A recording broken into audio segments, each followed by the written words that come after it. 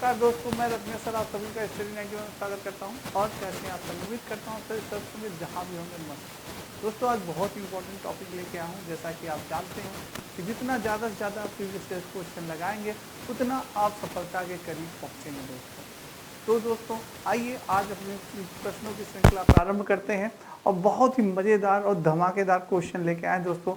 और आप जानते हैं कि प्रीवियस ईयर क्वेश्चन लगाने से आपको फ़ायदा क्या है दोस्तों। हमेशा सी टेट हुआ या यूपी टेट हुआ या सुपर टेट हुआ दोस्तों, क्वेश्चन रिपीट होते हैं क्वेश्चन हमेशा रिपीट होते हैं दोस्तों। तो हो सकता है इस बार भी आपके क्वेश्चन रिपीट हो जाए। तो आइए स्टार्ट करते हैं दोस्तों आज की श्रृंखला। सभी को राधे राधे, जय श्री कृष्ण दोस्तों ये स्टडी 91 में कुछ बैचेस स्टार्ट हो चुके हैं। आप इनको ज्वाइन कर सकते हैं। हिंदी का UP TET, super TET, UP police constable, PCS और यूसी नेट। ये दोस्तों आइए दोस्तों, पहला प्रश्न है दोस्तों, निम्न में से बहुत ही अच्छा क्वेश्चन है दोस्तों। निम्न में से रोग और उनके द्वारा प्रभावित अंगों को सम्मिलन का सही विकल्प चुनिए। दोस्तों हमारे एग्जाम में जो दोस्तों ईवीएस है, ईवीएस में रोग से संबंधित बहुत ही ज़्यादा प्रश्न पूछे जाते हैं दोस्तों। रोग से संबंधित प्रश्न बहुत ही ज़्यादा और कई बार पूछे गए। तो बताइए कौन सा रोग है जो प्रभावित अंग करता है? पीलिया, लिम्फ ग्रंथि, रेबीज प्रतिरक्षी तंत्र, एड्स, यकृत, फाइलेरिया, तंत्रिका तंत्र। कौन सा होगा दोस्तों? बहुत ही सोच समझ के आंसर दिएगा। बहुत अच्छा क्वेश्चन है। ऐसे दोस्तों आपको मिलान करने के लिए पूछा जाता है। अब आपसे सीधा सीधा क्वेश्चन नहीं पूछेगा कि बताइए विटामिन सी की कमी से कौन सा रोग होता है। ऐसे क्वेश्चन अब नहीं पूछे जाएंगे। ऐसे दोस्तों आपसे मिलान करने होगा। जब तक आपको 2-3 यानी कि बीमारियों के बारे में नहीं नॉलेज होगा आप आंसर नहीं दे पाएंगे। अगर दोस्तों जैसे आपको 2-3 बीमारियों के बारे में मालूम है तो आप इसका आंसर दे सकते हैं। जैसे दोस्तों पीलिया है, तो पीलिया से दोस्तों कौन सा यानी कि आपका शारीरिक अंग प्रभावित होता है? तो यकृत प्रभावित होता है। तो पहले का तीसरा, तो यानी कि अगर कहते हैं ए, बी और सी और डी मान लिया जाए, तो दोस्तों पहले का तीसरा यानी कि इसमें दिया है ये और दिया है 3, ये 2 ऑप्शन, यानी 2 ऑप्शन आपके कट गए। 2 ऑप्शन ऐसे आपके कट गए दोस्तों, तुरंत 2 ऑप्शन आपके कट गए। अब ये 2 ऑप्शन बचे हैं और आपको और चाहिए दोस्तों कि और नॉलेज हो। तो अगर आपको मालूम है दोस्तों कि एड्स से क्या होता है, प्रतिरक्षी तंत्र जो होते हैं हमारे क्या होते हैं, प्रभावित होते हैं। तो दोस्तों यानी कि सी का दूसरा, तो ये आपका मिल गया दोस्तों, यानी तीसरा और दूसरा मिल गया, इसमें दूसरा नहीं है, यानी हमारा ए इज द राइट आंसर। कभी कभी दोस्तों होता है कि 3 नहीं मिलते, तो देख लीजिएगा अगर नहीं मिल रहा है तो हमारा ए। इस प्रकार से आप क्वेश्चन और कम समय में आप आंसर दे सकते हैं दोस्तों। यानी कि पीलिया से दोस्तों यकृत प्रभावित होता है, एड्स से प्रतिरक्षी तंत्र होते हैं, और दोस्तों बात की जाए रेबीज से, तो रेबीज से तंत्रिका तंत्र प्रभावित होती है, और फाइलेरिया से दोस्तों लिम्फ ग्रंथियां क्या होती हैं, प्रभावित होती हैं दोस्तों। जो हमारे प्रभावित अंग है उनके बारे में बात की गई है दोस्तों। बहुत इंपॉर्टेंट है ये, वेरी इंपॉर्टेंट कर लीजिएगा। यूपी टेट में आपके पूछा गया क्वेश्चन है, सी टेट में भी आ सकता है और सुपर टेट में भी। नेक्स्ट चलते हैं, निम्नलिखित से कौन से अधिगम के प्रयास व त्रुटि सिद्धांत से संबंधित नहीं है? दोस्तों कभी कभी सीडीपी में क्वेश्चन पूछ लेते हैं यूएस में, यानी पूछ रहा है अधिगम के प्रयास व त्रुटि सिद्धांत से संबंधित नहीं है। पुनर्बलन का नियम नहीं संबंधित है, तत्परता का नियम, अभ्यास का नियम या प्रभाव का नियम। जल्दी से बताएं, मेरे सारे बच्चे जानते होंगे इसका क्वेश्चन। बहुत ही अच्छा, किसने दिया था ये भी बताइएगा कमेंट करके सारे बच्चे। बहुत ही जल्दी, बहुत बढ़िया, बहुत बढ़िया दोस्तों, बहुत बढ़िया दोस्तों, बहुत बढ़िया। तो दोस्तों ये प्रयास एवं त्रुटि का सिद्धांत किसने दिया था? हमारे थार्नडाइक चाचा ने दिया था। किसने दिया था? हमारे थार्नडाइक चाचा ने दिया था। थार्नडाइक चाचा ने दिया था। और किस पे प्रयोग किया था? सीएटी, कैट यानी बिल्ली मौसी पे प्रयोग किया था। इन्होंने मुख्य नियम और गौड़ नियम 2 प्रकार के नियम बताए थे, एक मुख्य नियम और दूसरा गौड़ नियम। 2 प्रकार के नियम बताए थे दोस्तों, जिसमें कि मुख्य नियम में इन्होंने 3 नियम बताए थे। कौन कौन से वो 3 नियम थे? एक था प्रभाव का नियम, एक था अभ्यास का नियम और एक था तत्परता का नियम। ये 3 नियम थे दोस्तों, पुनर्बलन का नियम नहीं था। A is the right answer. Next है दोस्तों, भारत में बाल श्रम, बाल श्रम नहीं, बाल श्रम, भारत में बाल श्रम को प्रतिबंधित करने के लिए बाल श्रम निषेध एवं विनिमय अधिनियम किस वर्ष में पारित किया? बहुत अच्छा क्वेश्चन, क्या रत्नेश सर कितना अच्छा क्वेश्चन लाए, बहुत अच्छा क्वेश्चन है।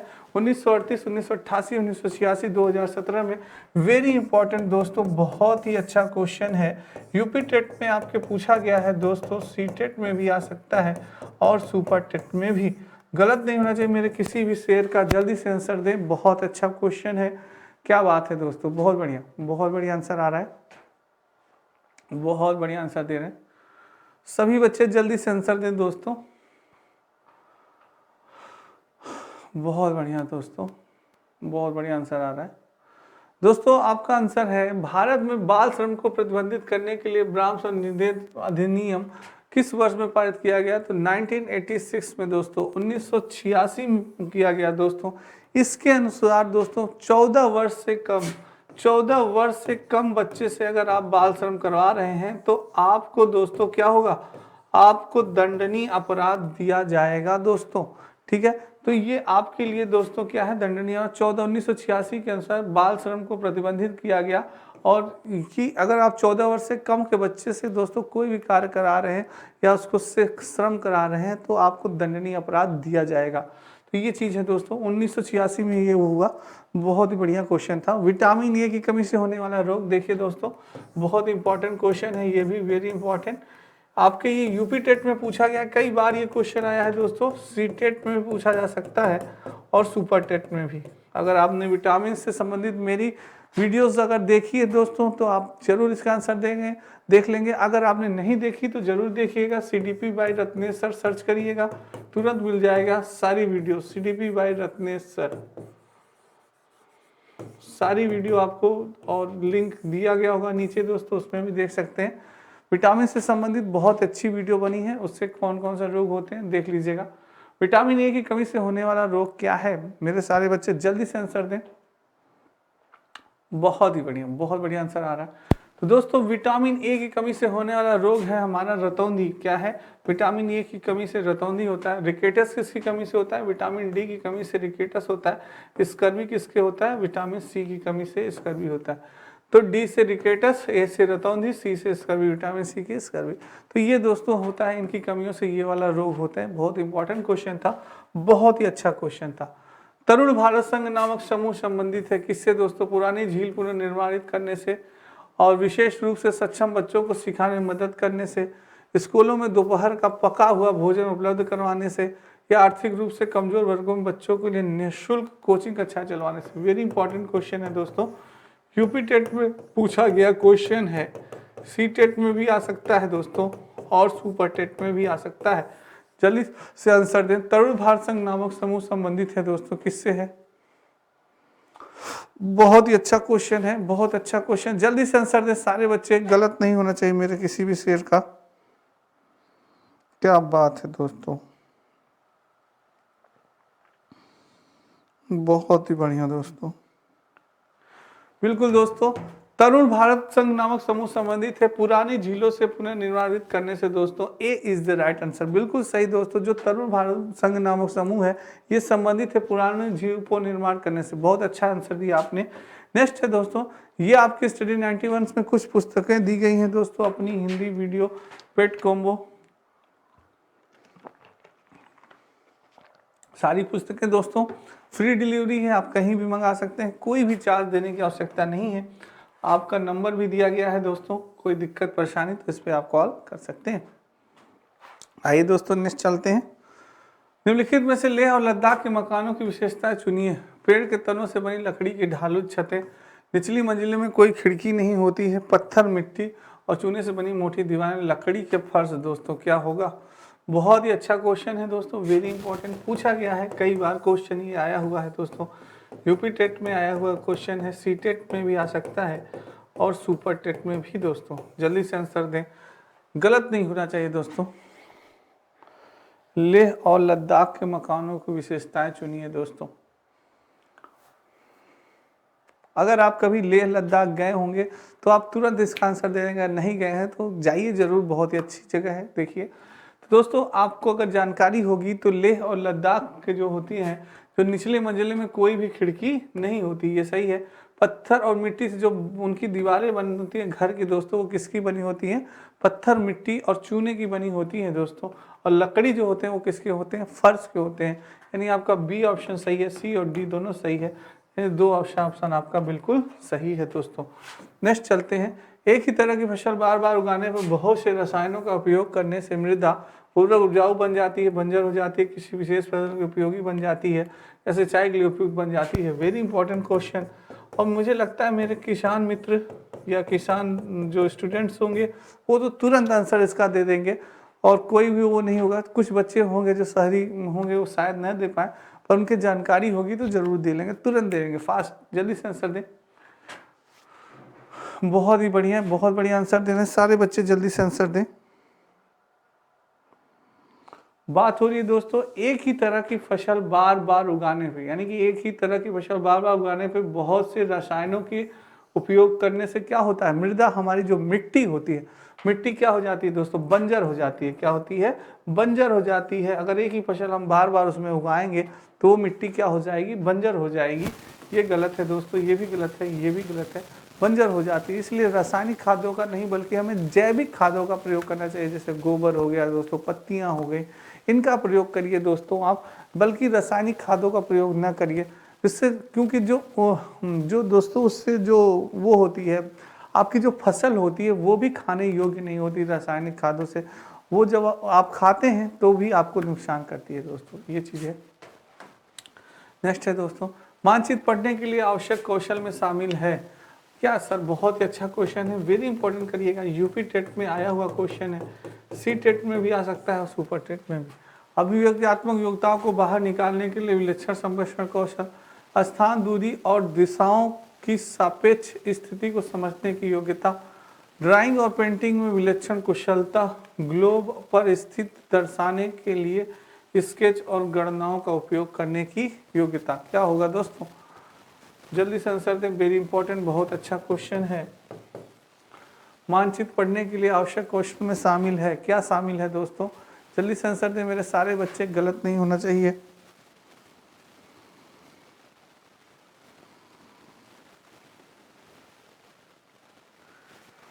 बहुत बढ़िया। आवश्यक कौशल क्या है? बिल्कुल दोस्तों, अगर आप मानचित्र पढ़ रहे हैं दोस्तों तो क्या होगा? आप स्थान के बारे में जानेंगे, दूरी के बारे में जानेंगे, दिशा के बारे में जानेंगे, और सापेक्ष स्थिति को समझने की योग्यता आपके अंदर आएगी। हाँ, कोई चीज़ कहाँ पे है, कौन सा स्थान कहाँ पे है, कितनी दूरी है। तो ये मानचित्र से आपकी दोस्तों ज्ञान यानी मानसिक योग्यता क्या होती है? बढ़ती है। तो ये चीज़ है, B is the right answer. Next है पर्यावरण अध्ययन की कक्षा में बच्चों के व्यक्तिगत अनुभव को महत्व देना शिक्षक को लाभ पहुंचाता है।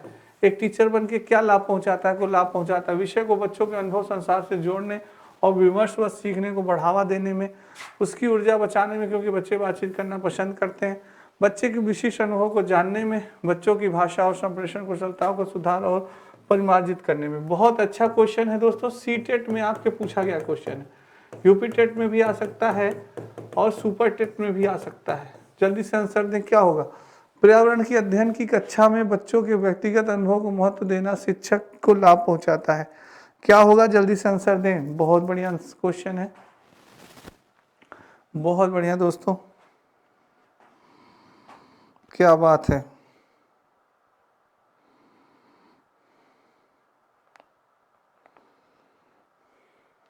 बिल्कुल दोस्तों, पर्यावरण अध्ययन की कक्षा में बच्चों के व्यक्तिगत अनुभव को महत्व देने की बात कर रहे हैं, तो ये यानी कि विषय को बच्चों के अनुभव संसार से जोड़ने और विमर्श में सीखने को बढ़ावा देता है दोस्तों। बच्चे सीखते हैं, विचार विमर्श करते हैं। बिल्कुल सही, A is the right answer. Next है दोस्तों, निम्नलिखित को सुमेलित कीजिए।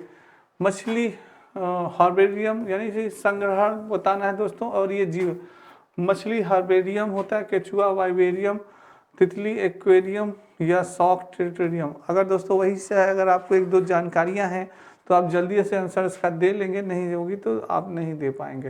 Very important question, UP TET में पूछा गया क्वेश्चन है, सी टेट में भी आ सकता है और सुपर टेट में भी आ सकता है। जल्दी से आंसर दें सारे बच्चे, बहुत अच्छा क्वेश्चन है। मिलान करना है आपको, मिलान कीजिए जरा, क्या होगा?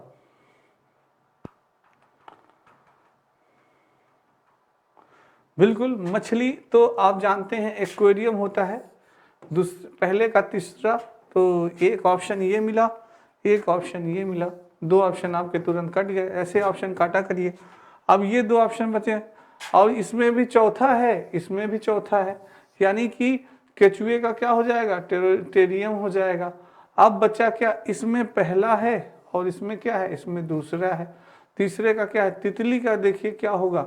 तितली का क्या होता है, वाइवेरियम होता है दोस्तों। तितली का क्या होता है, वाइवेरियम होता है, यानी दूसरा, दूसरा सही है। और पहला शाक का क्या होता है, हॉर्बेरियम होता है। शॉक का क्या होता है, हॉर्बेरियम होता है। तो इस प्रकार से दोस्तों मिलान करेंगे आप। तो ये है दोस्तों, अगर दो तीन जानकारी है आपको तो तुरंत आप मिलान करेंगे, भले तीसरे या चौथे की नहीं है, तीन मिल गए तो भी आपका काम हो जाता है इसमें मिलान वाले में, पर दो तीन जानकारियां होनी चाहिए। ये दोस्तों आपके वीडियो का ग्राम विकास अधिकारी का नया बैच प्रारंभ हो चुका है। वहाँ बचत ऑफर आप सभी ज्वाइन कर सकते हैं इस बैच को।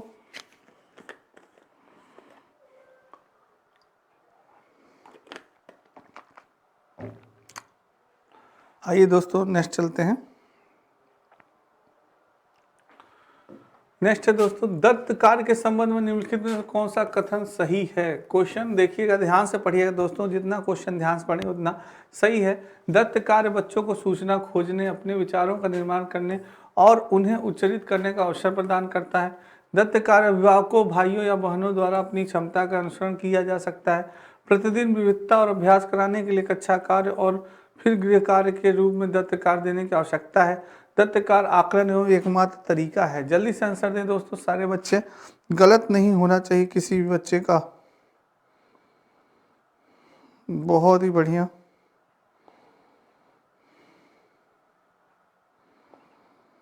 क्या बात है दोस्तों, बहुत अच्छा आंसर आ रहा है।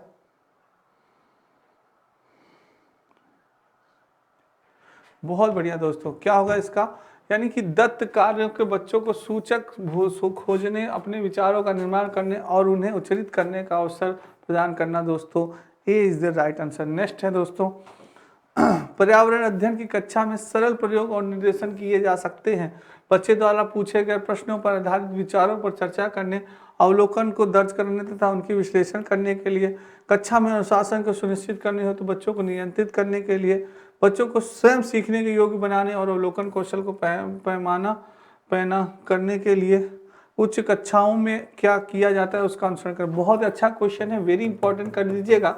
यूपी टेट में पूछा गया क्वेश्चन है, सी टेट और सुपर टेट में भी आ सकता है। क्या बात है, बहुत ही बढ़िया क्वेश्चन है दोस्तों, जल्दी से आंसर दें। क्वेश्चन है, पर्यावरण अध्ययन की कक्षा में सरल प्रयोग निर्देशन किए जा सकते हैं तो बच्चों को स्वयं सीखने, जहां दोस्तों स्वयं सीखने की बात है तुरंत आंख मूंद के मार दीजिए। जहां बच्चे स्वयं सीखने की बात करें, स्वयं सीखने के योग बनाने और अवलोकन कौशल का पैमाना करने के लिए, बिल्कुल सही, C is the right answer. Next है दोस्तों, दुर्गा एक गांव में रहती है और लकड़ी या गोबर के उपले का ईंधन इस्तेमाल करते हुए चूल्हे पर खाना पकाती है। पिछले 3 महीनों से उसे तेज खांसी आ रही है। इसका कारण हो सकता है जलते हुए ईंधन के धुएं से उसे एलर्जी हो गई होगी, उसकी झोपड़ी के अंदर और बाहर प्रदूषण तथा वृद्धावस्था, ईंधन के जलने से उत्पादित कार्बन मोनोऑक्साइड जो उसके श्वसन नली में जमा हो गई होगी, जलते हुए काला धुआं जो उसके श्वसन नली में जाम हो गया होगा। वेरी इंपॉर्टेंट, देखिए दोस्तों, सीधा सीधा क्वेश्चन नहीं पूछा गया, आपसे घुमा फिरा के क्वेश्चन पूछा है महान आत्मा ने। क्या होगा इसका आंसर, जल्दी से मेरे बच्चे बताएं, गलत नहीं होना चाहिए। दुर्गा जी का क्या होगा आंसर, क्या हाल है उनका।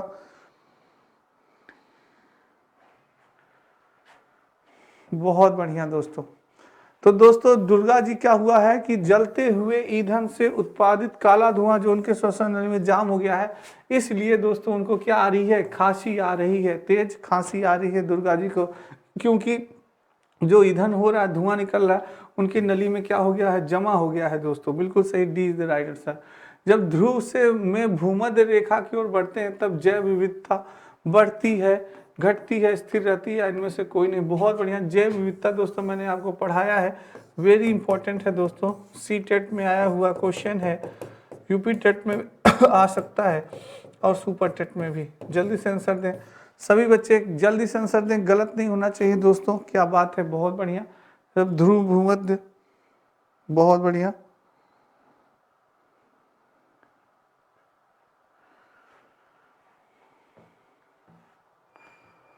बिल्कुल दोस्तों, घटती है। बिल्कुल, जब ध्रुव से भूमध्य रेखा की ओर बढ़ते हैं तो जैव विविधता क्या होती है?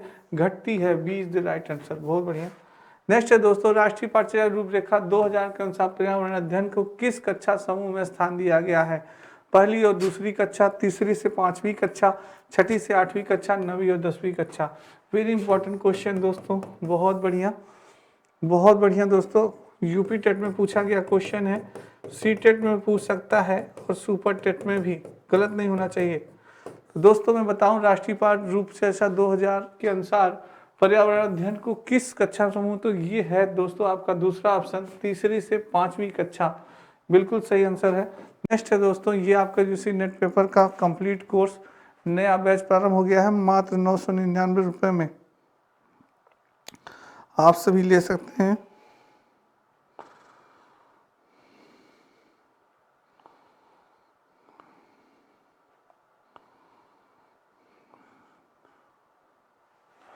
चलिए दोस्तों नेक्स्ट चलते हैं। भारत के किस क्षेत्र में अधिकतम भूस्खलन की घटनाएं होती हैं? दोस्तों उत्तर पूर्व पहाड़ में, हिमालय में, पश्चिम घाट और नीलगिरी में, उत्तरी घाट में। वेरी इंपॉर्टेंट क्वेश्चन, बहुत ही अच्छा क्वेश्चन है, यूपी टेट में पूछा गया क्वेश्चन है। जल्दी से बताएं, जो बच्चे जानते होंगे भूस्खलन घटनाएं सबसे ज्यादा कहाँ पे होती हैं, तो बहुत ही अच्छा क्वेश्चन है, सारे बच्चे जल्दी से आंसर दें दोस्तों। बहुत बढ़िया, बहुत बढ़िया। उत्तरी पूर्वी पहाड़ नहीं होगा, पश्चिमी घाटी में। दोस्तों जो भूस्खलन की अधिकतम घटनाएं देखने को मिलती है वो हमारे कहाँ मिलती है? हिमालय में देखने को मिलती है। B is the right answer. बहुत बढ़िया आंसर दिया। नेक्स्ट है दोस्तों, माओवादी आक्रमण के कारण समाचारों में रहा दांतेवाड़ा अवस्थित है। क्या बात है, दांतेवाड़ा के बारे में भी पूछा जाए, ऐसे भी क्वेश्चन पूछे जाते हैं। कुछ अपने जनरल नॉलेज से संबंधित क्वेश्चन है दोस्तों, करंट से भी पूछ लिए जाते हैं। वेरी इंपॉर्टेंट है दोस्तों, यूपी टेट में आपके आ चुका है ये क्वेश्चन, सी टेट में भी आ सकता है और सुपर टेट में भी। जल्दी से बताएं कहाँ अवस्थित है? बिल्कुल दोस्तों, जो दांतेवाड़ा है हमारा कहाँ पे है? छत्तीसगढ़ में है। कहाँ पे है दोस्तों? छत्तीसगढ़ में है। B is the right answer. बहुत बढ़िया आंसर दिया आपने। नेक्स्ट है, जनसंख्या मानव पूंजी बन जाती है जब निवेश किया जाता है शिक्षा में, प्रशिक्षण में, स्वास्थ्य सुविधाओं में, उपयुक्त सभी में। क्या क्वेश्चन है, बहुत अच्छा क्वेश्चन है। यूपी टेट में पूछा गया क्वेश्चन है दोस्तों, सी टेट में भी आ सकता है और सुपर टेट में भी। जल्दी से बताएं, गलत नहीं होना चाहिए मेरे किसी भी बच्चे का।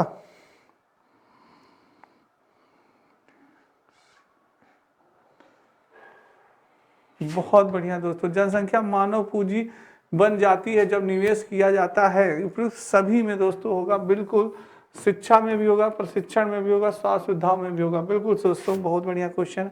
भोजन पकाते समय कभी कभी बर्तन के पेंदे की बाहरी सतह काली हो जाती है, इसका अर्थ है भोजन अधिक पक गया है। बर्तन स्टील का बना है, ईंधन पूर्ण रूप से नहीं जल रहा है, प्रयुक्त ईंधन गैर परंपरागत है। वेरी इंपॉर्टेंट क्वेश्चन दोस्तों, यूपी टेट में आपके पूछा गया क्वेश्चन है, सी टेट में भी आ सकता है और सुपर टेट में। बहुत बढ़िया दोस्तों, ये आपसे रिलेटेड है, अगर आपने कभी देखा होगा इस चीज को तो आप जल्दी से आंसर दे पाएंगे, नहीं तो नहीं दे पाएंगे। सारे बच्चे जल्दी से आंसर दें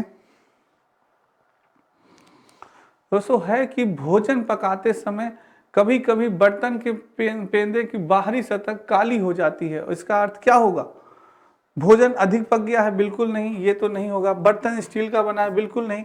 प्रयुक्त ईंधन गैर परंपरागत? नहीं दोस्तों, ईंधन पूर्ण रूप से नहीं जल रहा है। क्या है? ईंधन पूर्ण रूप से नहीं, क्योंकि उसमें तब क्या निकल रहा है? धुआं निकल रहा है। धुआं निकलने के कारण वो क्या हो गया? बर्तन क्या हो गया? पूरा काला हो गया। आपने गांव देश में देखा होगा ना, चूल्हा जो दोस्तों होगा, तो चूल्हे पे आपने कभी बनते हुए खाना देखा होगा।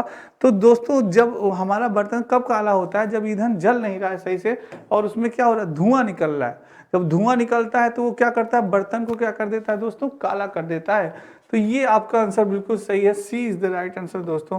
गांव देश के जो बच्चे होंगे तुरंत आंसर देते होंगे, अरे भैया ईंधन जल नहीं रहा है। बढ़िया, अगर जलेगा तो बहुत ही जल्दी यानी खाना भी पक जाएगा आपका, बहुत स्वादिष्ट खाना बनेगा। दोस्तों लकड़ी का खाना और गैस के खाने में बहुत फर्क होता है। कभी आप अगर गाँव देश जाइए तो लकड़ी का खाना खाइए, देखिए उसका स्वाद अलग है।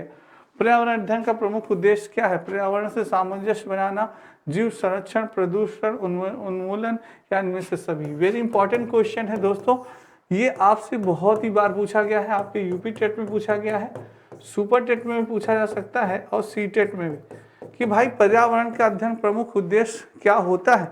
जल्दी से बताएं। बहुत ही अच्छा क्वेश्चन है, किसी का भी गलत नहीं होना चाहिए, मेरे किसी भी बच्चे का। बहुत बढ़िया, जल्दी से आंसर दें।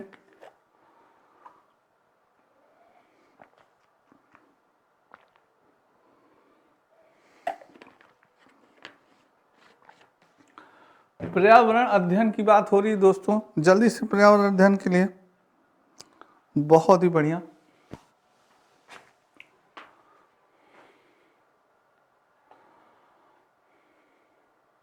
कह रहा है कि पर्यावरण अध्ययन का प्रमुख उद्देश्य क्या होता है। दोस्तों जो हम ईवीएस यानी कि इन्वायरमेंट का अध्ययन करते हैं उसका मुख्य उद्देश्य क्या है, तो मुख्य उद्देश्य है पर्यावरण से सामंजस्य बनाना। बिल्कुल दोस्तों सही बात है कि हमें पर्यावरण से क्या बनाना है, सामंजस्य बनाना है, चीज़ों को समझना है कि भाई पर्यावरण हमारे लिए कितना लाभदायक है। पर्यावरण हम कौन सा कार्य न करें कि हमारा पर्यावरण प्रदूषित हो, तो कौन सा कार्य करें जिससे पर्यावरण ज़्यादा से ज़्यादा स्वच्छ हो। इन सारी चीज़ों की दोस्तों हमें जानकारी होनी चाहिए। दूसरा है दोस्तों जीव संरक्षण, हमें जीव संरक्षण करना है दोस्तों। जो अपने जीव हैं उनसे भी हम प्रभावित होते हैं दोस्तों, तो उन जीवों से हमारा पर्यावरण प्रभावित होता है, उस जीवों का भी बहुत ही महत्वपूर्ण योगदान होता है। सोचिए हमारे यानी कि हर जीव का बहुत महत्वपूर्ण योगदान होता है हमारे पर्यावरण से। प्रदूषण उन्मूलन भी होता है दोस्तों, बिल्कुल प्रदूषण उन्मूलन, यानी इनमें से सभी दोस्तों D is the right answer. यानी इसमें जितनी भी बातें की गई हैं दोस्तों सारी चीज़ें पर्यावरण से संबंधित हैं, जो कि हमारे लिए बहुत ही इंपॉर्टेंट। तो दोस्तों पर्यावरण हमारे लिए बहुत इंपॉर्टेंट, क्योंकि इस विश्व में, इस जगत में जितनी भी चीज़ें हैं दोस्तों उनसे मानव प्रभावित जरूर होता है दोस्तों। जैसे कि आप जानते हैं कि जो पौधे होते हैं हमें दोस्तों हमें ऑक्सीजन प्रदान करते हैं और हम उनको क्या करते हैं, कार्बन डाइऑक्साइड प्रदान करते हैं। अगर पौधों का अस्तित्व जीव यहाँ से ख़त्म हो जाएगा संसार से, तो हमारा भी अस्तित्व दोस्तों बहुत ही जल्द ख़त्म हो जाएगा। और अगर हमारा अस्तित्व ख़त्म हो गया तो पौधों का भी अस्तित्व बहुत ही जल्द ख़त्म हो जाएगा। तो ये दोनों होता है, यानी दोनों चीज़ें हैं दोस्तों, हम उन पर निर्भर हैं तो वो भी हमारे पर निर्भर हैं। कहीं न कहीं से एक कड़ी दूसरी कड़ी से जुड़ी हुई है। इसी तरह से दोस्तों पर्यावरण में हर व्यक्ति एक न दूसरे से प्रभावित होता है, चाहे वो जीव जंतु हो, चाहे वनस्पति हो, चाहे पर्यावरण हो। हर चीज़ दोस्तों एक न दूसरे से क्या हुई है, जुड़ी हुई हैं और वो प्रभावित करती हैं एक दूसरे के। ठीक है, तो दोस्तों ये आपके नितिन सर के द्वारा हैंड राइटिंग लिखी गई पुस्तकें, प्राचीन इतिहास, मध्यकालीन इतिहास, आधुनिक इतिहास, सामान्य हिंदी भाषा, सारी पुस्तकें बहुत ही इंपॉर्टेंट है कंपटीशन के लिए। आप इन पुस्तकों को लेके कोई भी कंपटीशन बहुत ही सरलतापूर्वक निकाल सकते हैं दोस्तों। तो ये है। तो दोस्तों आज की क्लास आपको कैसी लगी कमेंट बॉक्स में कमेंट जरूर करिएगा दोस्तों, और एक बार ज़्यादा से ज़्यादा वीडियो को शेयर कर दीजिएगा, लाइक कर दीजिएगा दोस्तों। आज के लिए इतना ही, कल फिर मिलेंगे बहुत ही इंपॉर्टेंट टॉपिक के साथ। तब तक मेरे सभी बच्चों को राधे राधे, जय श्री कृष्ण दोस्तों और जय हिंद दोस्तों।